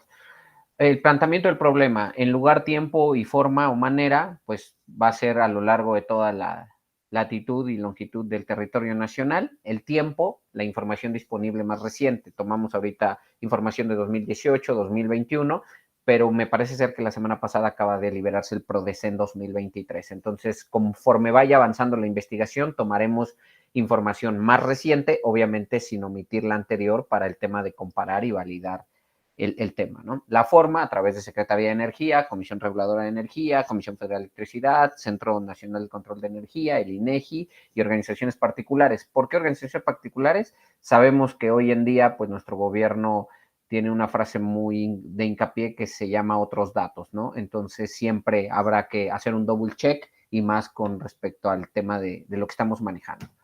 La justificación desde la parte ecológica y ambiental, pues bueno, los objetivos mundiales que tenemos, ya lo platicamos, Agenda 2030, 2050, y tener energías limpias. En la parte de economía, pues actualizar la parte de la red o del sistema eléctrico nacional, no nada más en transmisión y en distribución, sino en generación, que es lo que seguimos teniendo máquinas de 1960, 1970 que generan energía. Entonces, esos monstruos que consumen mucha energía para arrancar y para detenerse en el tema del sistema eléctrico nacional o el sistema interconectado nacional, pues es un tema, ¿no? Y por último, pues el tema social, ¿no? Si nosotros tenemos un sistema eléctrico nacional y una red con tecnología de vanguardia, tecnología de punta, en donde podemos beneficiar a la población porque nuestra CFE o nuestra Comisión Federal de Electricidad es rentable. ¿A qué me refiero? Si vamos a revisar los números a estados financieros y balances generales, CFE está quebrada, ¿no? Por así decirlo, si fuera una compañía particular. Está en números rojos, no genera. Estoy claro, CFE no debe generar porque es un tema de una paraestatal, pero por lo menos debe de operar con su propio dinero para que el presupuesto que destina el gobierno a la CFE no sea tan grande y pueda destinarse a otra cosa. Por la parte de los objetivos, bueno, el objetivo general es tener el panorama general de las necesidades y área de oportunidad en la industria eléctrica en México, sistema eléctrico nacional, todo lo que conlleve al tema eléctrico.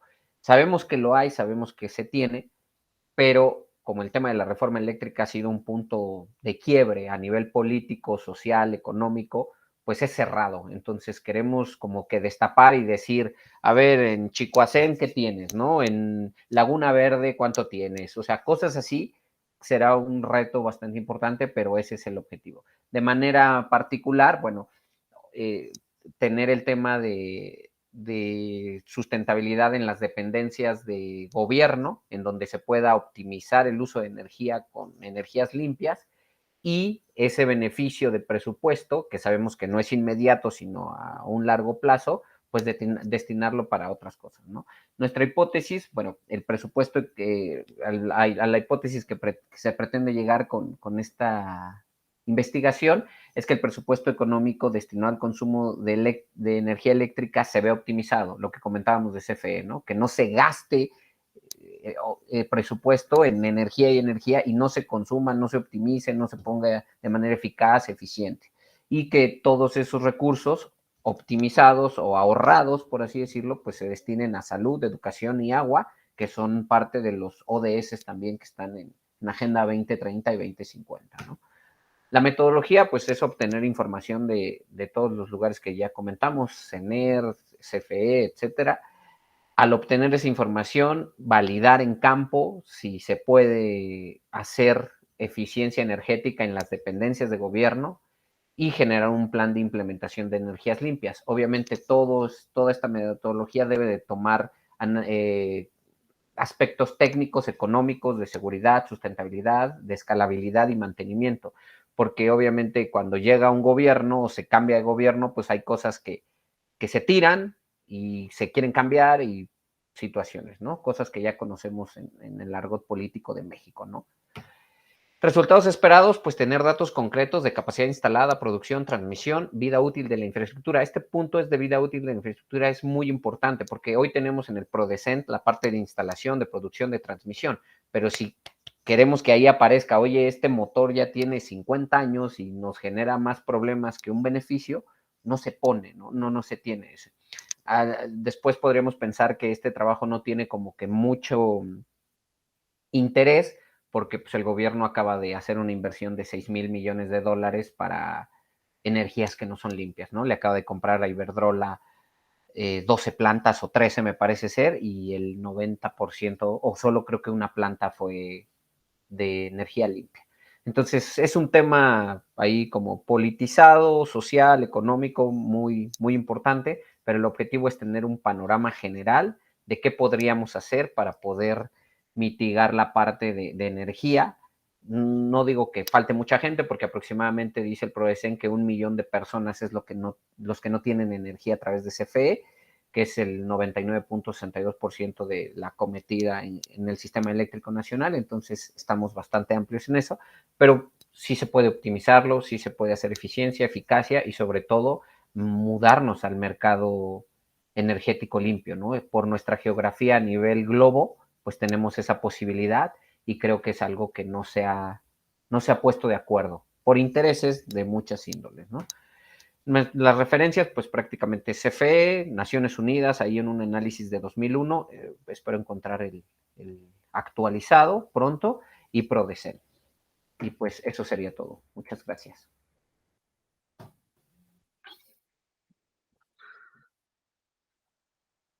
Muchas gracias, Germán, por tu presentación. Y bueno, comenzamos la ronda de comentarios. De nuevo con el doctor Edith Torres, por favor, doctor. Sí, gracias.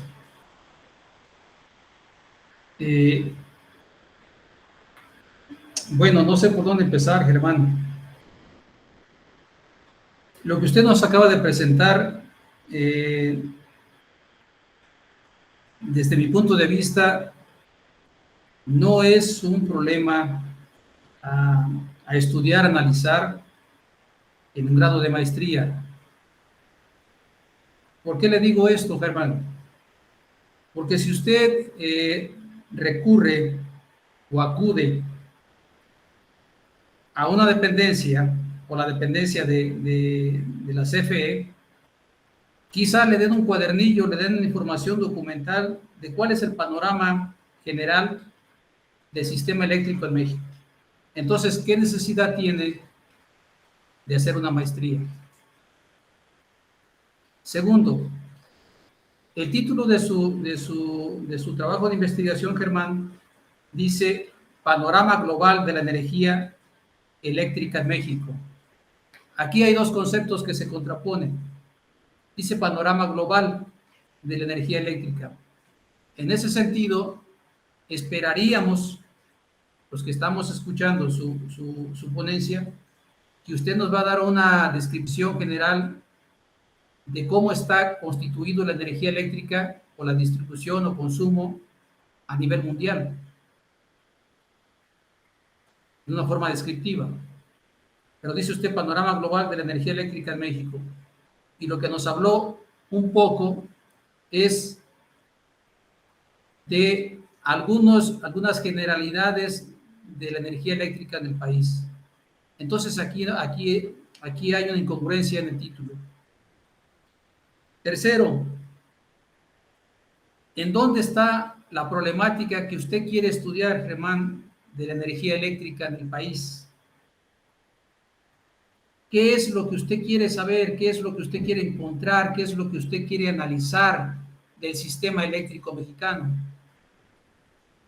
Con lo que usted nos presentó, no nos da información clara, precisa, de qué es lo que usted quiere saber, qué es lo que usted quiere analizar del sistema eléctrico mexicano. Repito, si usted quiere saber un diagnóstico, pues puede acudir a esta dependencia o algunos investigadores que están especializados en el tema eléctrico y posiblemente usted encuentre información de cuál es el panorama general del sistema eléctrico de México y una proyección para 20, 30, 40, 50 años. Y entonces, repito, ¿qué caso tendría hacer un estudio de maestría de una información que ya está disponible en documentos institucionales o de gobierno? ¿Sí? Entonces, creo que tiene usted que sentarse, replantear, Germán, qué es lo que usted quiere saber, qué es lo que usted quiere explicar, interpretar, analizar de la situación del sistema eléctrico en el país, ¿sí? O de la CFE, qué es lo que usted quiere saber, qué está visualizando, qué está encontrando, ¿sí? Es decir, voy a poner un ejemplo. ¿Por qué el sistema eléctrico mexicano, la CFE, sigue utilizando, ¿sí?, energías fósiles y no ha dado ese paso? Por ejemplo, ¿sí?, posiblemente esta no sea la pregunta más precisa, pero es un ejemplo, es decir, ¿qué está sucediendo? ¿Por qué no está acelerando el paso para trabajar, ¿sí?, en áreas de oportunidad de fuentes de energía limpia y no seguir dependiendo de energías fósiles? ¿Por qué razón?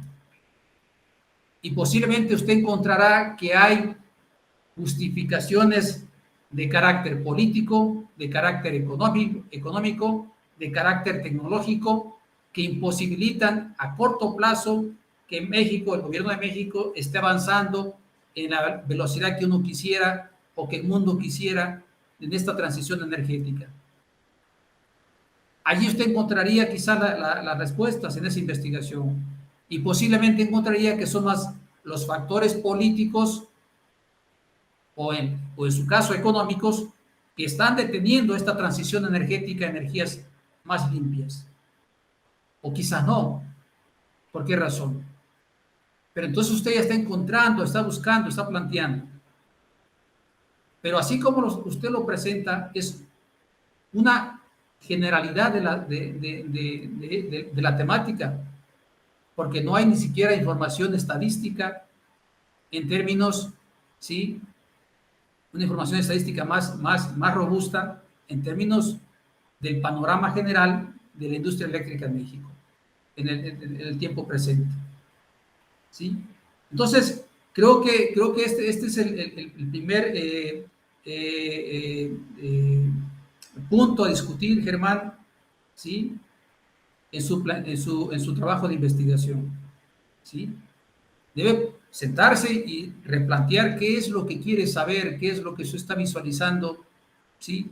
De la cuestión eléctrica en México. Yo desafortunadamente no recibí previamente los documentos, yo no sé si los enviaron, yo no los recibí, los documentos tanto de usted como los compañeros que ya le antecedieron, para tener una reflexión todavía más profunda de sus problemáticas, de sus protocolos. Aquí estoy yo solamente, pues así como abuelo de pájaro, escuchando y tomando nota de lo que han presentado. Si hubiera tenido el documento con anticipación, posiblemente tendría todavía más observaciones que pudieran ayudarle. Pero bueno, eso ya no importa. Ahorita lo importante es que estamos en esta discusión. En la segunda diapositiva o tercera, usted escribe planteamiento del problema y escribe 3 columnas, lugar, tiempo y forma. Esto no puede ser, Germán, en un trabajo de investigación de maestría. Aquí tiene que decir cuál es la problemática que usted está planteando, analizando, ¿sí? Respecto a la energía eléctrica en México. Aquí nos tiene que decir usted qué es lo que hay acerca de la energía eléctrica en México, cómo está la cuestión en términos, ¿sí?, de cantidad, usuarios, la red de abasto, etcétera, etcétera. ¿Y cuál es la problemática que usted está identificando y que quiere investigar, que quiere analizar en este proyecto de investigación? ¿Sí? Aquí tiene que estar un poquito los antecedentes, que en los últimos 10, 15 años, cómo se ha venido trabajando, cómo se ha venido discutiendo. Y creo que es vasta la información desde el sexenio de Peña Nieto y su famosa reforma energética, todo lo que pasó y ahora lo que pasó con el gobierno de López Obrador, que le echaron para atrás su iniciativa de reforma energética, etcétera, etcétera. Es decir, hay mucha información, pero lo que usted tiene que mostrar en esta es de toda esta problemática general de la energía eléctrica, qué es lo que usted quiere saber, analizar, ¿sí? Y que le permita, pues, hacer un trabajo de investigación de maestría que dura más o menos 2 años y que le permite el tiempo. Entonces, usted escribió lugar, tiempo y forma. Eso no puede estar, no puede ser allí en este renglón del planteamiento del problema. Y en el caso de la hipótesis, usted dice, o es lo que yo infiero, que el Estado no debe producir energía eléctrica, es decir, casi que el Estado debe de seguir en este esquema neoliberal que estaba con Peña Nieto. Quisiera interpretar, si es que estoy mal, puede ser, pero aquí usted ya está metiendo una valoración, ¿sí?, de carácter subjetivo, en donde usted está planteando o señalando que el Estado no debe hacerse cargo de energía eléctrica y que en vez de generar o de destinar esos recursos económicos, los destine a la salud, a la educación, etcétera, y que deje entonces en manos del mercado la producción y distribución de la energía eléctrica. Yo no sé si esa es su intención de usted, si esa es la idea que tiene usted. Si fuera eso, si esto es cierto, usted tiene que entonces argumentar en un trabajo de investigación por qué usted considera que el Estado no debe hacerse cargo de la producción de la producción y distribución de energía eléctrica. lo debe usted sustentar, ¿sí? Si esa fuera la problemática que usted está planteando. Entonces,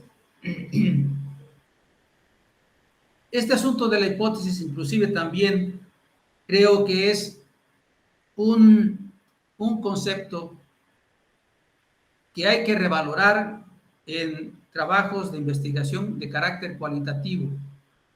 La hipótesis es un concepto que va dentro de la metodología de un trabajo de investigación de carácter cuantitativo positivista, donde en un laboratorio se echa a andar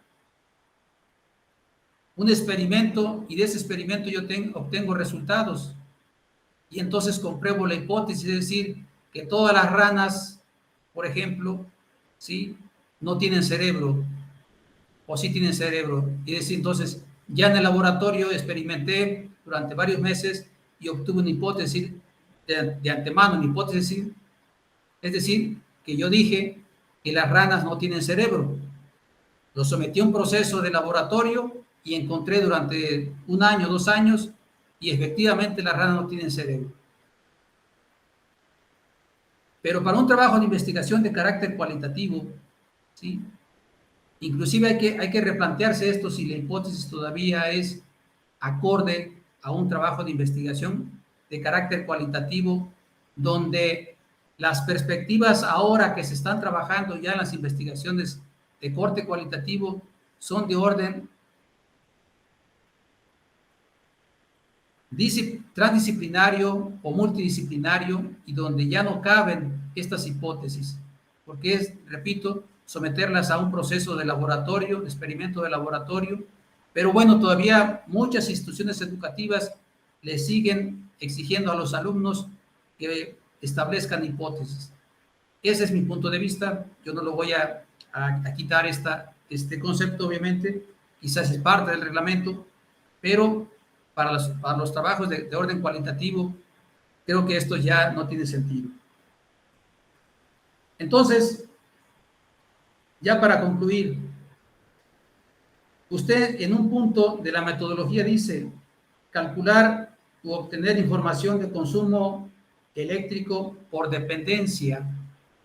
Y entonces aquí se nos revuelve la información porque ya no sabemos efectivamente qué es lo que usted quiere estudiar, analizar, Germán. ¿Sí? Es decir, ¿de qué me sirve conocer cuánta energía eléctrica consume el sector salud, cuánta energía eléctrica consume el sector educativo, cuánto de energía eléctrica consume la torre de Pemex? No lo sé. Esto me parece que no es que sea irrelevante, pero no va al meollo del asunto de la problemática que usted quiere analizar. Y entonces con esto concluyo. Usted platique con sus asesores, reflexione qué es lo que me interesa analizar, discutir del sistema eléctrico mexicano. Y le voy a recomendar un autor, ahorita no tengo el nombre completo, pero él se llama Ángel, es un investigador de la Universidad Autónoma del Estado de Querétaro, nomás recuerdo el nombre, el apellido, no, se llama Ángel, y él es un estudioso de la situación y de la temática de la energía eléctrica en México, ¿sí?, a raíz de esta discusión que se dio en los últimos años de que si el sistema eléctrico debería seguir en manos privadas o en el Estado y que debería transitar ya a estas energías limpias, etcétera, etcétera. Él es uno de los estudiosos más importantes en México. Repito, él se llama Ángel y es investigador, profesor, trabaja en la Universidad Autónoma del Estado de Querétaro.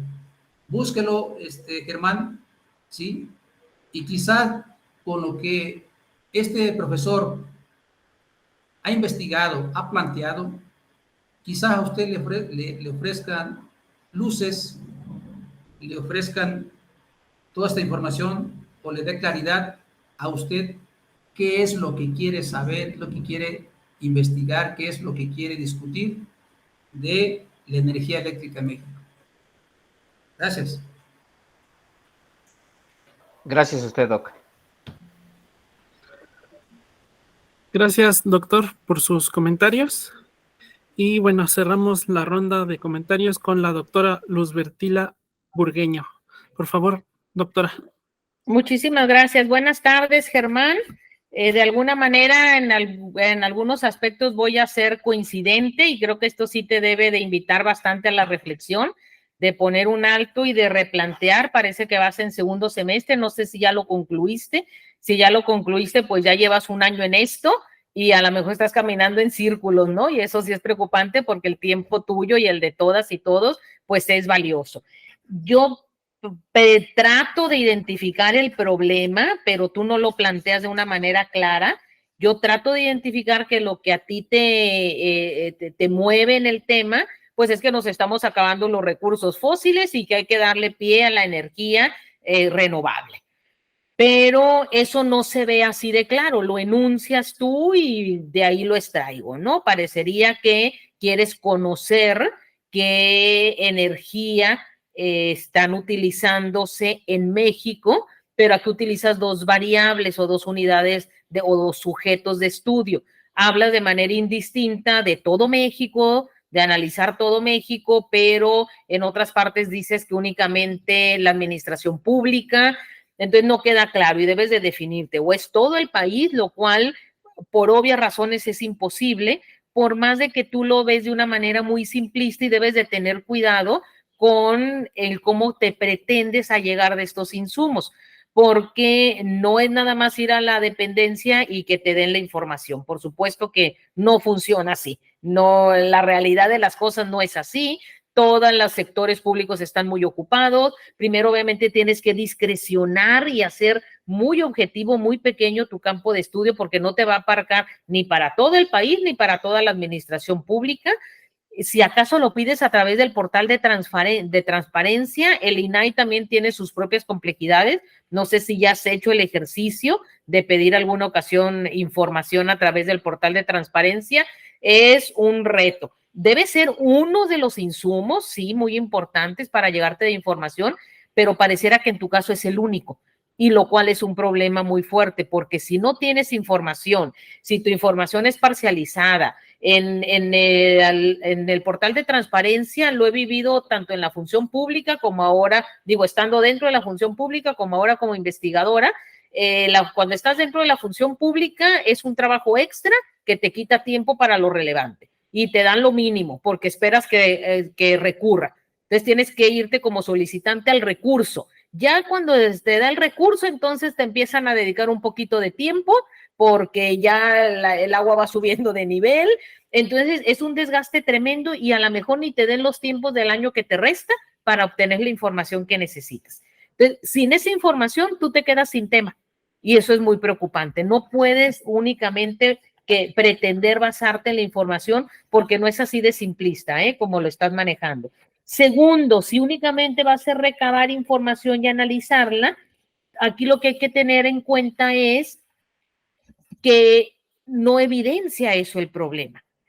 Una cosa es, lo comentaba en el coloquio de ayer, creo de antier, hay que tener en cuenta algo. Una cosa es tener un problema y otra cosa es tener una situación. Y a veces podemos confundirlas. Una situación, como ejemplo, imaginemos que un día yo, Luzbertila, profesora de la universidad, llama de casa, tengo en mente ponerme unos tenis y salgo en la mañana y digo, ay, no los metí en la noche y se mojaron los tenis. Pero no pasa nada, voy a la universidad, me pongo otros guarachitos, otros zapatos. No es un problema, es una situación. Pero ahora imaginemos que le pasa lo mismo a alguien que va a competir un maratón en Nueva York y amanece y tiene sus tenis mojados. Ese sí es un problema. ¿Te fijas? Puede ser muy parecido, pero es una problemática para él porque no va a poder competir con esos tenis. Entonces tiene que buscar en dónde consigue otros, si ya no están amoldados o no trae dinero. Híjole, ¿cómo resuelve esto? Entonces aquí yo veo que pareciera que tú nos estás planteando una situación muy válida, muy importante, pero que no arroja un problema como tal. Te va a permitir, tú quieres conocer un estado de la cuestión, fíjate solamente. Ya que conocieras ese estado de la cuestión, entonces pretendes ponderar si el presupuesto económico, dices en tu hipótesis, se puede ver optimizado. ¿Y cómo vas a medir eso? Tendrías que tener conocimiento del presupuesto. Y no me queda entonces claro si quieres hacer el análisis de todo México, si también quieres conocer mi presupuesto familiar, ¿no? Para saber si se va a optimizar, porque nosotros ya venimos a que nos hicieran un presupuesto de las celdas solares. Y dicen, híjole, pero tengo que tardar como 5 años o más en recuperar la inversión. Entonces pareciera que no me conviene. Entonces no puedes hablar de una generalidad tan inmensa de querer abarcar el tema en su globalidad. Y lo mismo va a suceder para la administración pública. Tendrías que conocer esos costos para evaluar el costo-beneficio y entender que es una situación que va más allá del deseo que pudiéramos todos tener romántico, que ojalá lo consigamos de una energía limpias, pero en la realidad va a ser imposible que tú abarques ese campo de estudio. En tu pregunta de investigación, si bien es cierto, no es una pregunta cerrada, es una pregunta muy medible, que creo que también acota mucho el campo de investigación. Tú dices, ¿cuánta energía eléctrica consume actualmente la administración pública?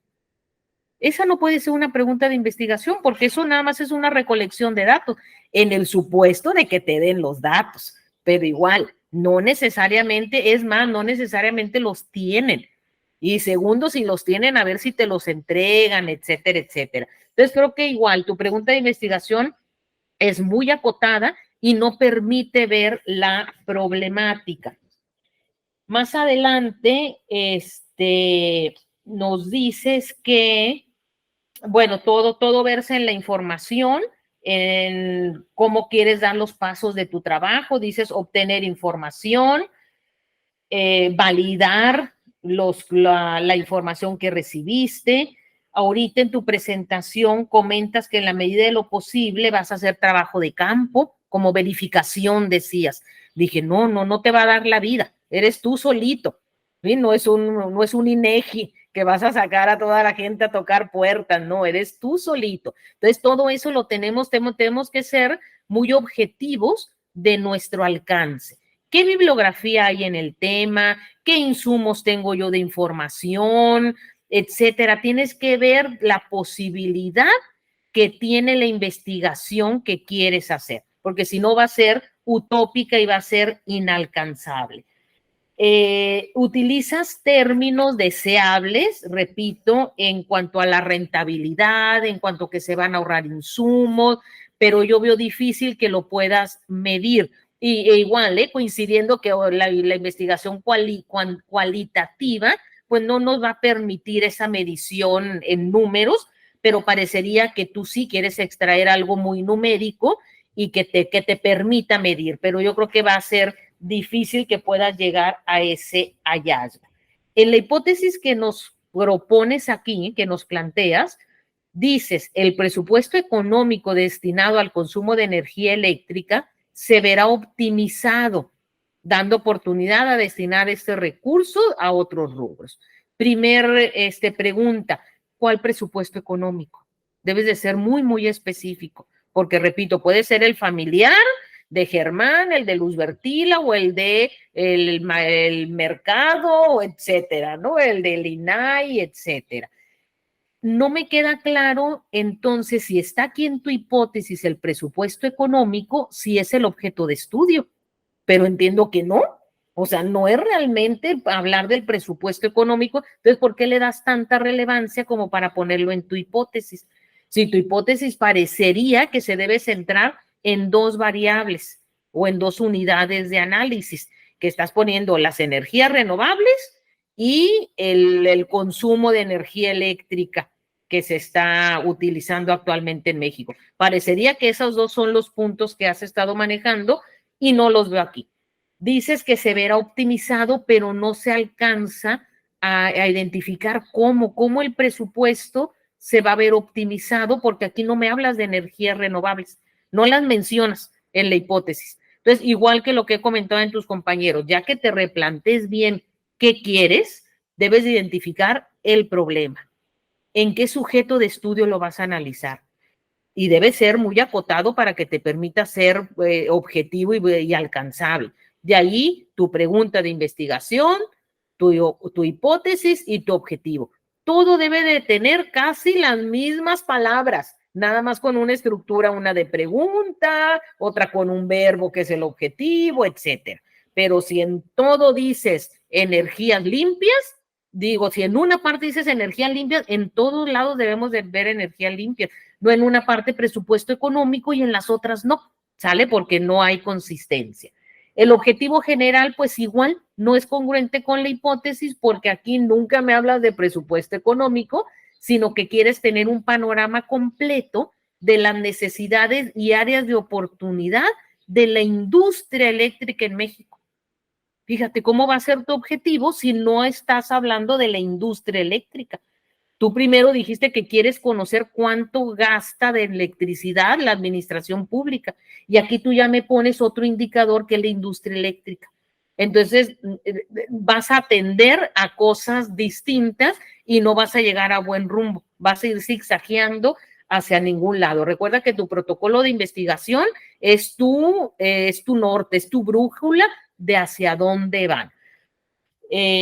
Más adelante presentas en tu metodología, pues igual, yo creo que aquí sería redundante porque se centra mucho en revisar información que, pues ya la comentamos, ¿no? Esa información que no necesariamente vas a tener, y esto pone mucho en riesgo tu tema.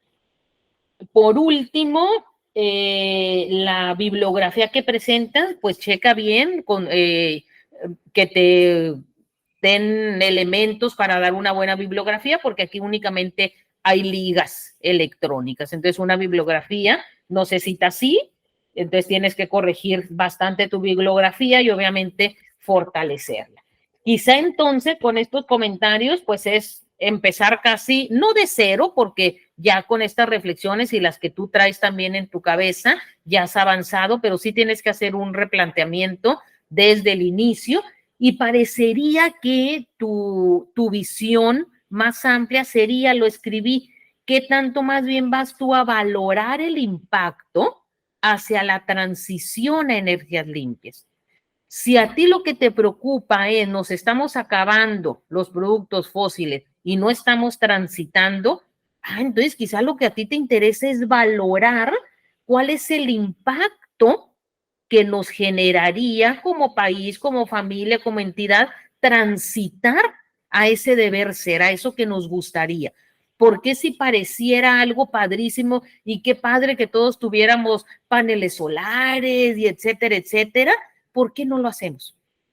O sea, ¿qué es lo que está faltando? Ese puente, yo creo que ese sí es una materia de análisis, fíjate, que muchos otros, ¿no? Pero identificar, a ver, es económico, es falta de oportunidades o de empresas que nos ofrezcan estas vías alternas, son políticas públicas, o sea, ¿qué falta? Y a lo mejor esas son las entrañas que te darían para una investigación a nivel maestría, no solamente compilar información que te arroje un número que a lo mejor al rato, como dices tú en esta estadística que está por salir, te la va a arrojar. Entonces, si yo te invitaría a que aproveches este tiempo para indagar una problemática a mayor profundidad, como demanda un estudio de maestría. Entonces, serían mis comentarios. Mucho éxito, Germán, en lo que sigue. Bonita tarde. Gracias, Doc. Muchas gracias, doctora, por sus comentarios. Y de nuevo, muchas gracias, Germán, por tu presentación. Y bueno, con eso concluimos esta mesa del coloquio.